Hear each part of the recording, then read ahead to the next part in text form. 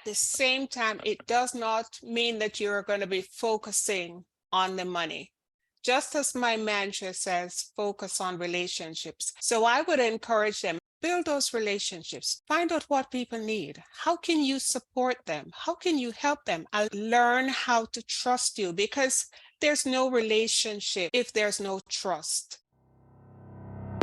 Are you looking to improve your sales skills without compromising your values? Welcome to Sales Made Easy, a podcast for business and personal growth. Join Harry Spate, author of Selling with Dignity, your formula for life-changing sales results, as he hosts sales experts and business owners who share their journeys of personal growth and business success without resorting to pushy sales tactics. Now, here's your host, Harry. Hey everyone, we're in for a great conversation today with Yvonne A. Jones. Yvonne and I have known each other for a few years now, and she really brings the value to her community. And I just wanted to chat with her a little bit to figure out what makes this woman tick and why she brings so much value to others. So I'm excited about having this conversation. But just to give you a little background, she is known as the relationship building strategist. She's a coach.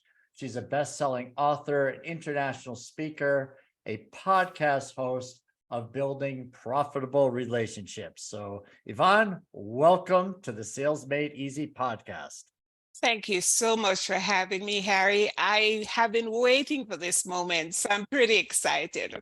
Oh, you're so welcome. It's great to have you here. Yvonne, you bring a ton of value to your community. I've sat in on some meetings over the years, and you just seem to really care about people. And I'm curious as to what it is that you're doing today to help serve humanity.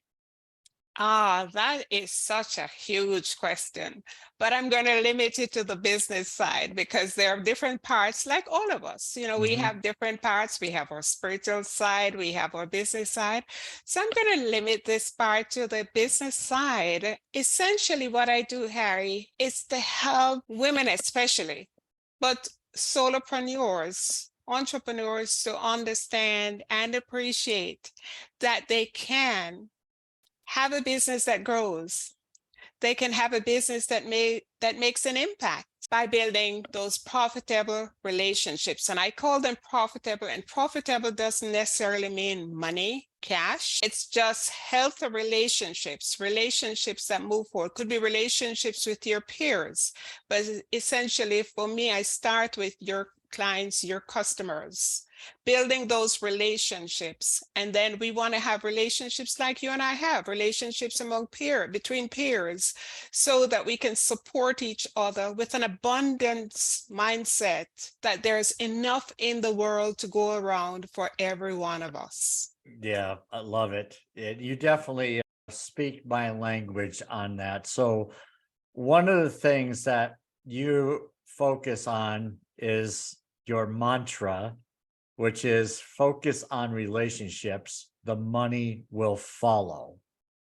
A lot of people get stressed over the money. How have you managed to just really focus on the relationships and not on the money? I would say it's a part of who I am.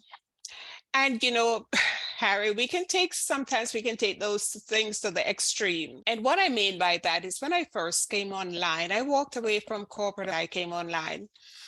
And I spent a tremendous amount of money learning the online world, online marketing, article marketing, social media marketing. I was a founding member later on of the Global Social Media Managers Association and things like that. But I was so bent on helping that I wasn't charging for a long time. And I realized that, if I'm not making money, then it's not a business, it's a hobby. So I had to change my thought process on that. Nonetheless, what I found over the years is that as I focus more on building those relationships with people, potential clients, well, we can call them prospects. In the selling world, they call them prospects. I view them as people because I believe essentially we are in the human to human, we're in the people business. And I found that as I built those relationships, focused on people, caring for people, building the trust, because trust is so very important, because they didn't feel as if I was trying to push my services on them. I allowed them to get to know me as I got to know them and discover how I could support them. What was it they needed? Where were they? Where did they want to go? And how could I support them along the way of getting there? That's beautiful. And so in the early years, you mentioned that you struggled with figuring out how you're going to get paid. And you're right. If you didn't eventually charge for people, it would have been a very expensive hobby. Yes. Right. And a lot of people are in those shoes today. So what recommendations would you make for them to actually grow a business versus growing a hobby? Because that's really what they want to do. Yes. And, it's a mindset shift. At the same time, it does not mean that you're going to be focusing on the money. Just as my mantra says, focus on relationships. So I would encourage them. And what I do encourage people, build those relationships, find out what people need. How can you support them? How can you help them? Allow them to learn how to trust you, because there's no relationship if there's no trust. And even if you get customers, even if you get however you define them, clients, and they're not able to trust you, and they're coming to you because you either pressure them or they bought into your sales strategies. They discover you're not authentic, you're not acting in integrity, you're not their kind of person, they're going to leave. They may finish whatever program it is they purchase from you, but they're not going to come back and they're not going to refer other people to you. Because the truth, Harry, is that until your clients or your customers are emotionally connected with you, you don't have a loyal customer. What you may have is a one-time transaction. And none of us who are in business and want to stay in business want to focus on transactions, because it becomes harder. If every time whether launching a program, launching a product, we have to go through the whole process of starting from scratch, it makes it harder. Whereas if we have built relationships, then we have a foundation on which to build. We can reach out to those people. And some of those people may have stopped working with us because they reached to their peak, or they got to the point where they needed to get to. But because we have built that relationship with them, even after they have left us as clients, then the relationship continues, and they had such a great experience. Their journey was one that was so fulfilling. They enjoyed the journey, the touch points along the journey, that they're willing to be our ambassadors. They're willing to share the knowledge that they have of us, or essentially just share us with other people. Yeah, it's so true. I mean, you can have clients for life, right? They may outgrow what your services are, but as time progresses, maybe you have something different to offer. And then because of the relationship, they come back. So yeah, it's the great way to be. And you are special at this. I think part of it is because you have this incredible background in customer service. You were telling me earlier in the green room, so to speak, that you said that you are great at solving customer challenges in corporate America, and people were telling you to watch the clock because you're spending too much time with people. So how did you bring some of those traits over to your own business? Well, I tell you that actually started a long time ago. My very first job right out of high school. In fact, 6 weeks after graduating from high school, at the age of 16, I was hired based on my typing and secretarial skills. Even before my results came back from England and all the fancy things in the Caribbean, I was hired. And I was an introvert, Harry. I wasn't shy, but I was an introvert. And for me, I was hard to do the secretarial side. I wanted to just sit at my typewriter, because it was a typewriter in those days, and just do my work. And I didn't want to be bothered But a part of my job was that when the counter staff in the foreign exchange department, when they were busy, I was required to go up to the counter and assist customers who walked into the bank in that department. And every time I did that, I viewed it as an interruption of my day. Now I knew I had to change my attitude, but I didn't know what to do. I didn't know how to do it. And I didn't want to go and tell my departmental head that, I really don't like doing this. As it turns out, 3 months after I was hired at the bank, they sent a bunch of us, about 12 of us, to an external customer service training. And Harry, at the age of 16, I fell in love with customer service.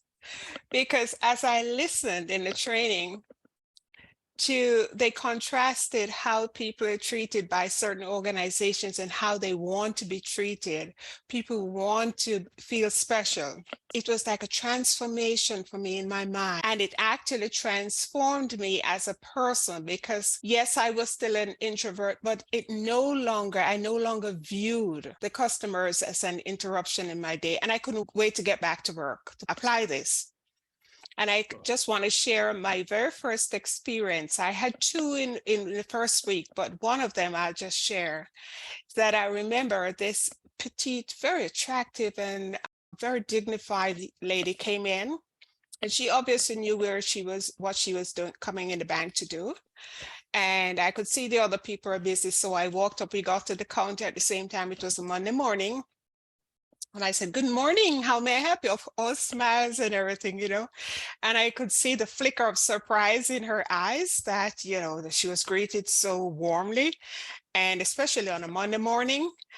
And Harry, once I said that and I acknowledged her, she relaxed. Her voice became less stilted. She relaxed. I said to each, I said to her, she said to me, we laughed about it. And then her transaction was complete and she went on her day. That just validated what I had learned. People want to know that they are special to you as the business. They're special. They want to be valued. Mary Kay Ash taught her consultants that imagine that every woman wears an invisible sign around her neck that says, "Make me feel special." And that's been my mantra. So when I moved from the bank into another international company, Nestle, and over the years promoted to more training and so on and human resources, that served me well because I was able to take those skills and transfer them to dealing with internal and external customers. Internal customers would be employees at different levels, from the casuals, hourly paid, monthly paid, to the middle and upper management, and then the vendors that we had to deal with from the outside. So all along, the customer has been very important to me, and customer service has been important. But the thing is, Harry, now we have to understand that customer service is the foundation. But what is going to distinguish companies now, businesses now, even if you're a business of one, is the experience that you create for your customer along their journey with you. And now for a very short break. This is Harry. I want to thank you, first of all, for listening. And I have a small favor to ask. Would you be up for leaving a review or sharing the show afterwards so that others too can find it and gain value? Thank you much. And now back to the show. So good. I mean, I can hear it in your voice about the passion that you had and have for people. And I love the Mary Kay line, "Make each woman feel special." And, bringing that over into your own business. It's funny how people will say things like, "Oh, it's such a competitive market. It's so tough out there," and so forth. But so few are doing what you just described. It's a huge opportunity. It's like, how many Uber drivers are there? And you have those that get 5 stars, that have the following, that get the callbacks because they just treat their clients like real people and they're positive and so forth. So what do you say to people when they say the things that are negative? I mean, because right? You can easily separate yourself from the competition just by being, Yvonne A. Jones and doing her thing with customer service. What's your thought? Yeah, what I would say to them is, in fact, I have said it, and I can distinctly remember one conversation I had with someone, and she said to me, she's been online quite a while, and I don't know if she considers herself a coach, but I know she works with a lot of people. And essentially, her thought was that I never thought about nurturing relationships because I know I can just run a Facebook ad and get more customers. And I thought, but isn't it costing you when you run a Facebook ad? What if you nurture those relationships? So instead of viewing them as a transaction, you view them as where you're going to nurture that relationship, a relationship building process.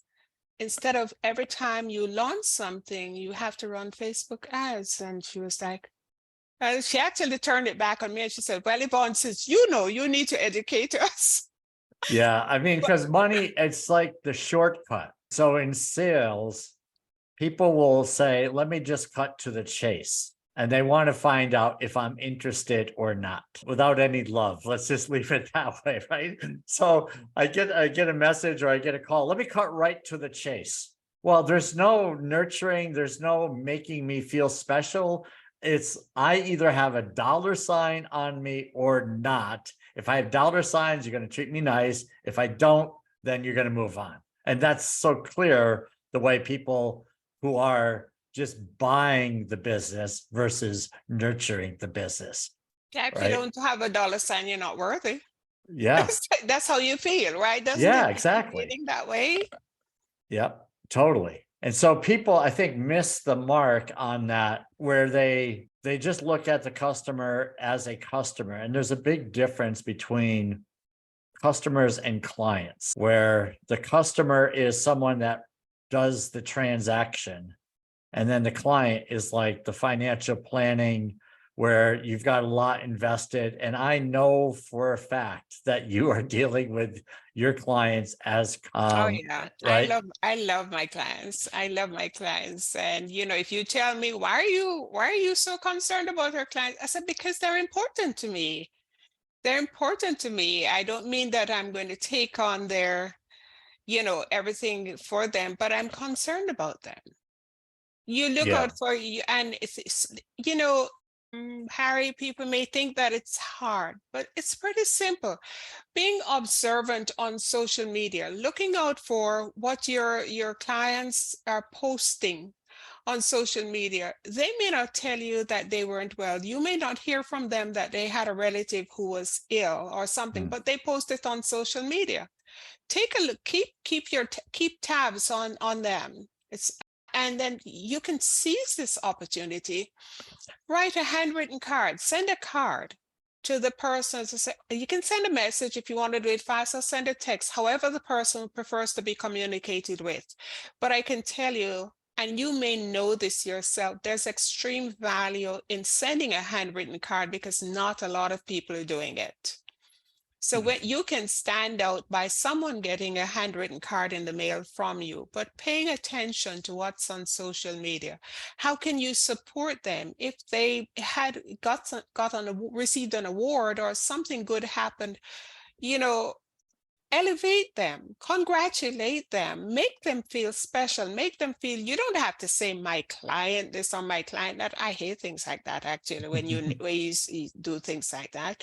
But just Right. recognize them. Yep. They know they're your clients, and you know they're your. You don't have to let everybody say my client is that, unless they give you permission. Right. If they give you permission, fine. But just show empathy. Communicate effectively. If we're doing emails, make it personalized, right? As far as you address them by name. If you have a lot of people, then you can send an individual email. That would be difficult. But at least make sure you're not writing dear member. You're writing dear so-and-so. Because technology is such now that you can adjust it to make those things. But show empathy. Build rapport in one-on-one conversations. Show that you really care. And you set your boundaries, of course, so that if people are messaging you at 11 o'clock in the night, then you can choose not to respond to them because you want to set those boundaries.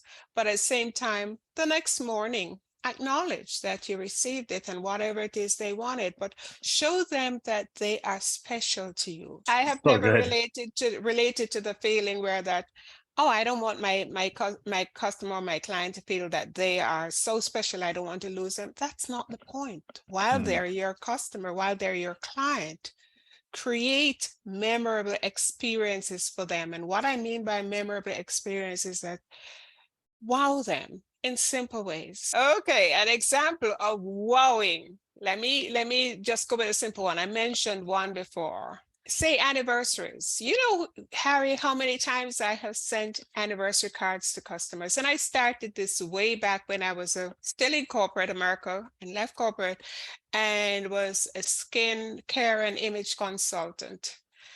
I still do it to this day. Send a card that unexpected, like anniversary. I note anniversary dates, and people don't remember that I asked them. And when they get a card from me, say, "Wow, you're the only person who remembered my anniversary this year." It's so simple, but it means so much. I don't send birthday cards. There are certain people, others send birthday cards. Send a card. Send a get well card. Send something that's this simple, and yet it can wow them because you are maybe the only one doing it. If you know somebody's your client is in the hospital or have someone, it's not so hard if they're in an area where you can send them a little potted plant or a little plant or a basket. Send something. It doesn't have to be who can be Starbucks card. Every now and again, you're just saying, if you know they like Starbucks, hey, thinking about you, just thought you'd love an extra cup of Starbucks. Simple as that. Yeah, no wonder people love you, Yvonne. It's so great. I mean, there are people that are really, really good at this, and then there are people that are mediocre, and then there are people that are just not good, which is where I fall in. So, do you have recommendations for people who may not think like this with the card or with the gifts? It's just, what comes to mind for those people? What do you tell your clients when they raise a question like I just raised? You can be tough with me. Oh, I'm not going to be tough with you because it's not hard. Keep the lines of communication open. It's not just about when you meet those 2 times a month. If that's how you're working with it. If you're a coach, for example, and you're meeting 2 times a month, what happens in between them? Do you keep in touch between those times? I recently had a client say that this is the best mastermind. This is the best she's ever been in. My clients, they hear from me in between. It may simply be a little text on WhatsApp, sharing a quote or a little tip that I saw, or something like that. That's talking about going the extra mile as well. And some people say, oh, I don't want to go the extra mile. It's too much work. But it doesn't mean you have to do, as I say, gigantic things. It's just simple things that show that you care, that don't follow okay, this is our strategy. This is how we're working with each other. Go outside of that a little bit sometimes and do something extra. Make people feel valued. It's a need that we have. We want to know that we are valued. And if we can fill that need for our clients, we are building that connection, that emotional connection, so that they stay loyal and they love us. Yeah. We're not perfect. We're going to make mistakes. And if we make a mistake or we said something that we wish we hadn't said, apologize, be authentic. It's like one of my favorite quotes is that our customers don't expect us to be perfect, but they expect us to fix it when something goes wrong. So we aren't perfect. We're going to make mistakes, but own up to it. Don't try to cover it over or blame somebody else. Or that's even worse. Right. Yeah. All right. I've got to ask this question because I know it's one that we're going to have some fun with. It's, how does Yvonne A. Jones feel about sales? I heard something about a love-hate relationship earlier. So can you tell me what this is all about? Yes, Harry, I do have a love-hate relationship. And that is why I think I can connect with some of my clients so well, because they wish they could just do their thing without having to do any sales. True. Yet I have learned to temper the need for sales in the regular salesy way. That was something I had to learn, that don't focus on the sale, focus on bringing value and finding out, focus on the other person, the client, because the client already has, Harry, you are the king of sales. The client already has their preconceived ideas. And a lot of times the client is thinking, I don't want to buy. I don't want anything. So if you're going to go with the idea, I'm going to sell, they can sense it. And just like you said, they feel like they have a dollar sign on there. But if you show them that you want to understand, you're willing to listen to them, find out what it is they need, then you reframe that.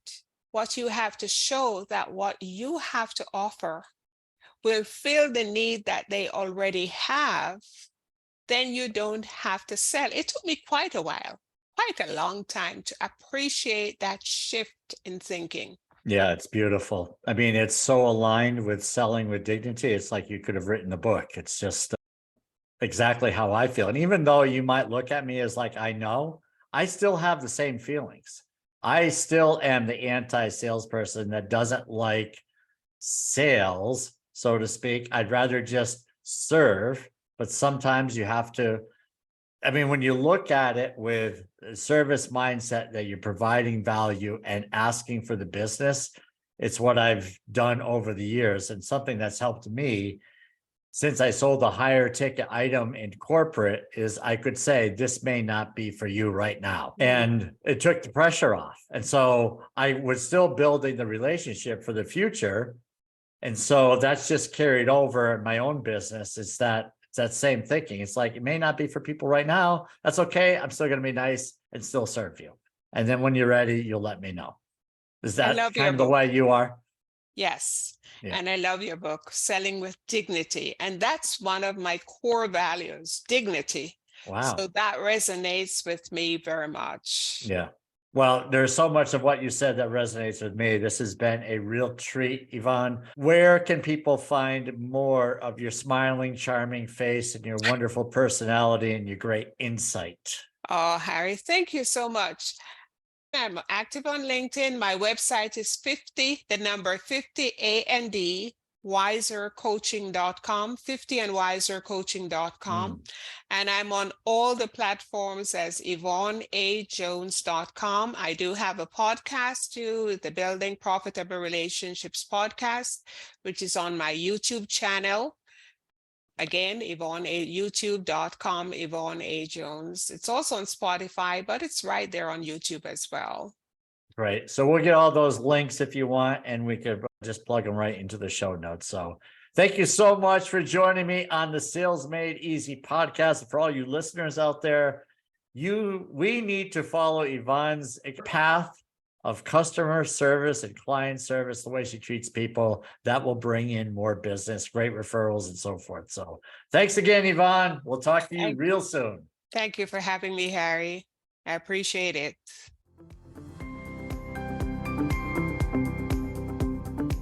Thank you for listening to Sales Made Easy. If you found value in our conversations, please subscribe and leave a review.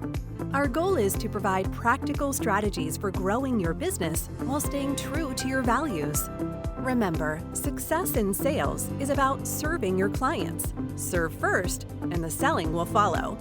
We'll be back soon with more insights and inspiration. Until then, keep serving and providing value to others. Good things will happen.